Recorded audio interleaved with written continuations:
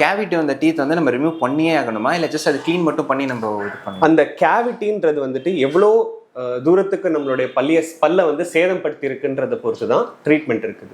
அதாவது சின்ன லெவல்ல இருக்குது. அதாவது நம்மளுடைய பல்ல எடுத்துக்கிட்டீங்கன்னா பல்ல வந்து 3 லேயர் இருக்குது. பல்லுடைய மேல் லேயர் வந்து எனாமல்னு சொல்லுவோம், புரியுதுங்களா? பல்லுடைய உள் லேயர் டென்ட்னு சொல்லுவோம். பல்லுக்குள்ளதான் அந்த நரம்பு லேயர்னு சொல்லுவோம். நரம்புன்றது அந்த பல்ப் லேயர்னு சொல்லுவோம். அதுதான் நம்மளுடைய பல்லுக்கு உயிர் கொடுக்கறது, புரியுதுங்களா? நம்மளுடைய பல்லுக்கான நியூட்ரியன்ஸ், சாப்பாடு எல்லாமே அதுக்கு போறதுக்கான, அந்த பல்ல ஸ்ட்ராங்கா வச்சுக்கிறதுக்கான காரணமே அந்த பல்புன்ற அந்த ஒரு நரம்பு பகுதி தான் பேசிக்கலி. நம்மளுடைய அந்த சொத்தைன்றது நான் சொல்றது அந்த எனாமல் பகுதிக்குள்ள இருக்கிற வரைக்கும், எனாமல் அந்த சின்ன அந்த டென்டின் பகுதிக்குள்ள இருக்கிற வரைக்கும் நம்மளால பல்ல அடைச்சு காப்பாத்திட முடியும். ஃபில்லிங்னு சொல்லுவோம். ஃபில்லிங் பண்ணி நம்ம காப்பாத்திடலாம்.